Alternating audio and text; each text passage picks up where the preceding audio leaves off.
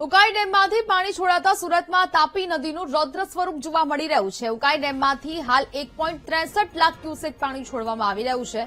તાપી નદીના કાંઠા વિસ્તારમાં હાલ તો પાણી ભરાઈ ગયા હોય તે પ્રકારની સ્થિતિ જોવા મળી રહી છે। ડાકતા ઓવારા ખાતે બનાવેલું કૃત્રિમ તળાવ પણ પાણીમાં ગરકાવ થઈ ચૂક્યું છે। માતાજીનું મંદિર અને ઝૂંપડાઓ પણ પાણીમાં ગરકાવ થયા છે। નાવડી ઓવારા ખાતે પણ પાણી ફરી વળ્યા છે। નાવડી ઓવારા ખાતેથી બનાવવામાં આવેલ રિવરફ્રન્ટ જે વોકવે પાણીમાં ગરકાવ થયો હોય તે પ્રકારની પરિસ્થિતિ અહીંયા જોવા મળી રહી છે। ઉકાઈ ડેમમાંથી પાણી છોડાયા બાદ આ પરિસ્થિતિ અહીંયા જોવા મળી રહી છે। સંવાદદાતા ધ્રુવ ફોનલાઈન પર જોડાયા છે। ધ્રુવ, સુરતમાં તાપી નદીનું રૌદ્ર સ્વરૂપ જોવા મળી રહ્યું છે, શું સ્થિતિ?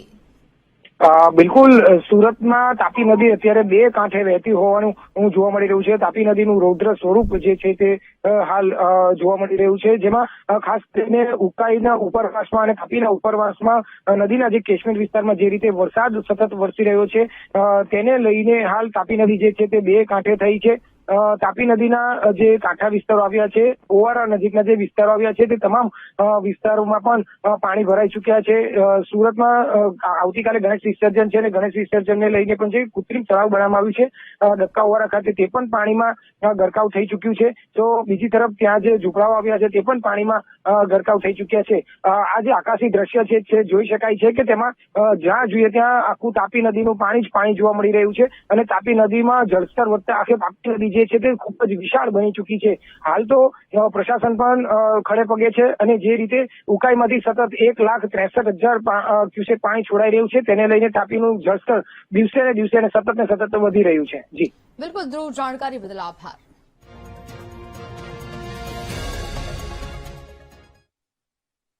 છોટાઉદેપુર જિલ્લામાં 2 દિવસથી પડી રહેલા ભારે વરસાદને પગલે નદીઓમાં પાણીની પુષ્કળ આવક નોંધાઈ છે। સંખેડા તાલુકાના કંટેશ્વર ગામ પાસેથી પસાર થતી ઢાઢર નદીમાં પાણીની પુષ્કળ આવક થતા પૂરની સ્થિતિ નિર્માણ પામી હતી।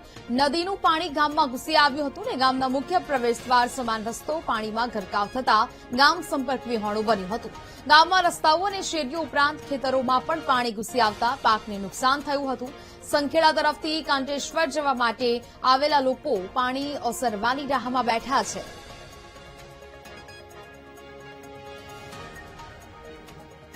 છોટાઉદેપુર જિલ્લાના સંખેડા તાલુકામાં ગત રાત્રિએ વરસેલા 5 ઇંચ જેટલા વરસાદને લઈને જળબંબાકારની સ્થિતિનું નિર્માણ થયું છે।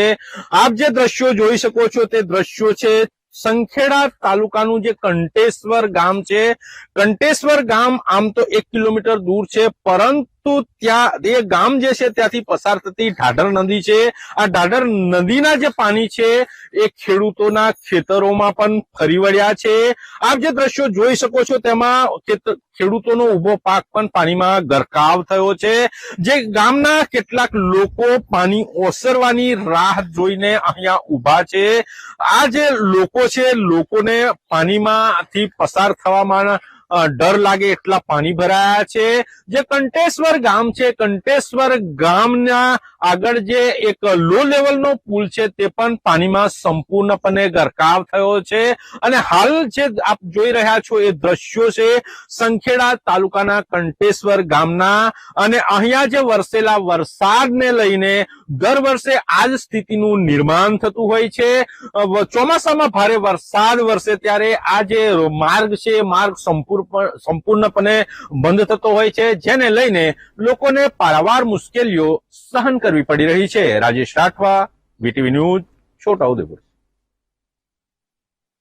તો છોટાઉદેપુર જિલ્લામાં વરસેલા વરસાદથી જળબંબાકારની પરિસ્થિતિ ઉભી થઈ। ગામડી પોલીસ ચોકી પાસે રોડ પર પાણી ભરાયા છે।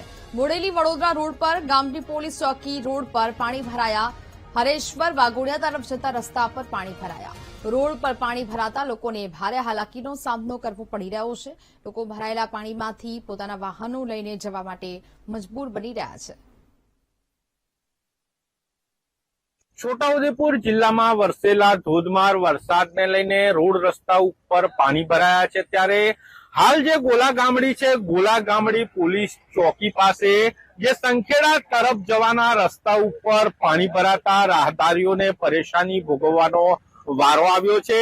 વરસેલા ધોધમાર વરસાદને લઈને હાલ જે આ રોડ રસ્તા છે, રોડ રસ્તા ઉપર પાણી ભરાતા કેટલાક લોકોના જે વાહનો છે પાણીમાં બંધ થઈ જાય છે, તો લોકો જે છે એ પાણીમાં થઈને હાલ પસાર થઈ રહ્યા છે. આ જે ગોલા ગામડી છે, ગોલા ગામડીના જે હરેશ્વર તરફ જવાના રસ્તા ઉપર પણ પાણી ભરાતા રાહદારીઓને પારાવાર મુશ્કેલીઓનો સામનો કરવો પડ્યો છે. આમ છોટાઉદેપુર જિલ્લામાં ગત રાત્રિના વરસેલા સાર્વત્રિક વરસાદને લઈને હાલ જનજીવન અસ્તવ્યસ્ત બન્યું છે. Rajesh Rathwa, BTV news, Chhotaudepur. મહીસાગર જિલ્લામાં ધોધમાર વરસાદથી પાણી જ પાણીના દ્રશ્યો સામે આવ્યા. વીજળીના કડાકા ભડાકા સાથે ધોધમાર વરસાદ થયો. લુણાવાડા, કણાણા, ખાનપુર અને તાલુકામાં વરસાદ જોવા મળ્યો. લુણાવાડાના ગ્રામ્ય વિસ્તારોમાં ભારે વરસાદ થયો છે. લુણાવાડાના હાટડિયા ગામે રસ્તા પર પાણી ફરી વળ્યા બાદની આ પરિસ્થિતિ જોવા મળી રહી છે. ધોધમાર વરસાદ સાથે અનેક રોડ રસ્તા પાણીમાં ગરકાવ થયા છે.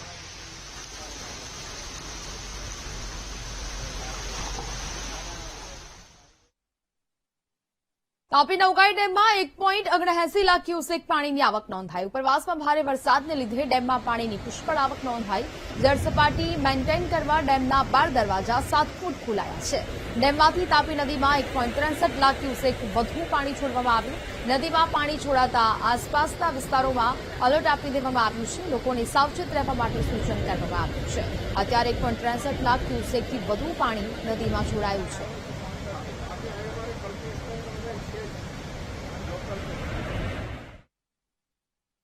પંચમહાલના શહેરા તાલુકાના ગામોમાં મહીસાગર નદીના પાણી છે તે ઘૂસી ચૂક્યા છે.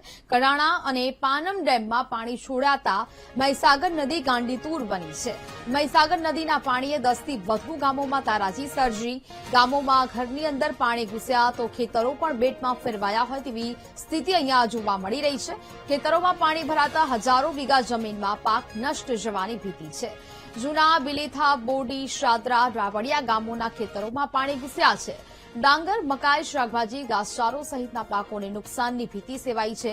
પૂરના પાણીને લીધે પાકમાં નુકસાન થતા વળતરની માંગણી કરી રહ્યા છે ખેડૂતો. પાણી તો કડાણા અને પાનમ 2 ડેમ ભરાય, ત્યાંથી પાણી છોડે એ અહીંયા 1 ડેમમાં થાય. 2 ડેમનું પાણી 1 ડેમમાં થાય એટલે કે વનકબોડી ડેમની અંદરથી પાણી ઉપર રહીને જ જાય. કોઈ એના વેટની વ્યવસ્થા નથી. ઉપર નીકળે એટલું નીકળે, ના નીકળે એ વધારાનું પાણી અમારી જમીનમાં નુકસાન કરે.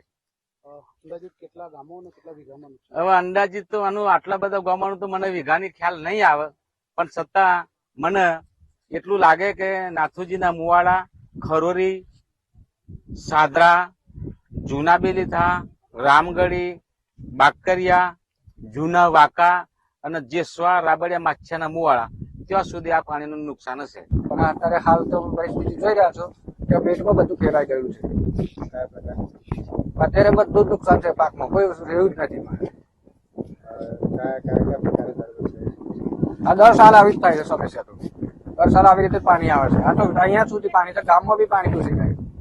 કેટલા વીઘા જમીન પાણી? અહીં તો જમીને તો વાત જ નહીં કરવાની. શું માંગણી સરકાર જોડે માંગણી છે કે મને કંઈક વળતર મળે. દેવભૂમિ દ્વારકાના ઓખા બંદર પર 3 નંબરનું સિગ્નલ લગાવાયું છે. ભારે વરસાદની આગાહી વચ્ચે 3 નંબરનું સિગ્નલ લગાવાયું છે. માછીમારોને બોટ જેટી પર હાલ લંગાવવા માટે સૂચના આપવામાં આવી છે, જ્યાં આગામી 3 દિવસ દરિયો ન ખેડવા માટે માછીમારોને સૂચન કરવામાં આવ્યું. દરિયામાં કરંટ અને ઊંચા મોજા ઉછળવાની સંભાવના જોવા મળી રહી છે, જેને લઈને આ 3 નંબરનું સિગ્નલ છે તે બંદર પર લગાવાયું છે.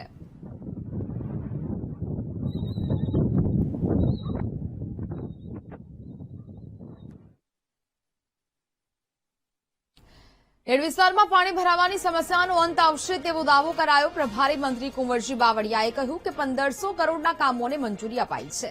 ખેડ વિસ્તારમાં રબર ડેમ બનાવાશે. એઆઈથી પાણીનો નિકાલ થશે. ખેડના 17 કામોમાંથી 7 કામો પ્રગતિ હેઠળ છે તેવી વાત તેમણે કરી. પ્રાયોરિટી મુજબ 3 વર્ષમાં કામ પૂર્ણ કરવાનો લક્ષ્યાંક છે.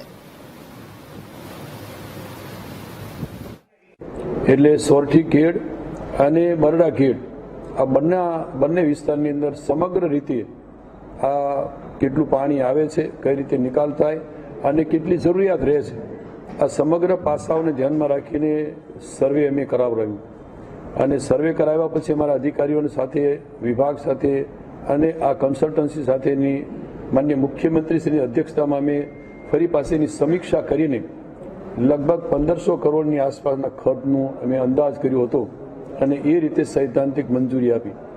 બરડા ખેડ વિસ્તારની અંદરથી પણ અલગથી સર્વે કરતા એનો પણ 350 કરોડ જેવો લગભગ 1850 એટલે 1800 કરોડ ઉપરની રકમની અમે સૈદ્ધાંતિક મંજૂરી અત્યારે આપી છે. ગુજરાતમાં આગામી 3 દિવસ ભારે વરસાદની આગાહી વ્યક્ત કરવામાં આવી. હવામાન વિભાગે રેડ અને ઓરેન્જ એલર્ટ જાહેર કર્યું છે. ઉત્તર ગુજરાતમાં ભારે વરસાદની સંભાવના છે. અરવલ્લી, સુરેન્દ્રનગરમાં પણ અતિ ભારે વરસાદ થઈ શકે. અમદાવાદ સહિત અન્ય જિલ્લાઓમાં પણ વરસાદની આગાહી વ્યક્ત કરવામાં આવી છે. આગામી થોડા દિવસ માટે દરિયો ન ખેડવા માટે માછીમારોને સૂચના આપી દેવાઈ છે. और जो extremely heavy rainfall warning isolated places में दिया गया है बनासकांठा, मेहसाना और अमरेली के लिए. यानी जो very heavy rainfall warning orange warning के साथ पाटन, गांधीनगर, खेड़ा और महिसागर के लिए दिया गया है. बाकी जो गुजरात रीजन में बाकी जो डिस्ट्रिक्ट्स है येलो वार्निंग के साथ आइसोलेटेड प्लेसेस में हेवी रेनफॉल का वार्निंग दिया गया है. सौराष्ट्र कोस्ट में extremely heavy rainfall warning Surendranagar के लिए दिया गया है और heavy to very heavy orange warning के साथ राजकोट, मोरबी और बोटाद के लिए दिया गया है. ભરૂચ પાસેથી પસાર થતી નર્મદા નદીની જળસપાટીમાં વધારો થયો. ગોલ્ડન બ્રિજ નીચે વહેતી નર્મદા નદીની સપાટી 27 ફૂટ પર પહોંચી. ભયજનક સપાટીથી 3 ફૂટ ઉપર વહી રહી છે નર્મદા નદી. સરદાર સરોવર ડેમમાંથી નર્મદા નદીમાં સતત પાણી છોડાઈ રહ્યું છે. તંત્રએ નદી કાંઠા અને નીચાણવાળા વિસ્તારોને એલર્ટ રહેવા અપીલ કરી છે. ડિઝાસ્ટરની ટીમે કાંઠા વિસ્તારમાં રહેતા લોકોનું સ્થળાંતર કરાયું. નર્મદાનું જળસ્તર વધવાને પગલે તંત્રએ શેલ્ટર હાઉસની વ્યવસ્થા પણ કરી છે.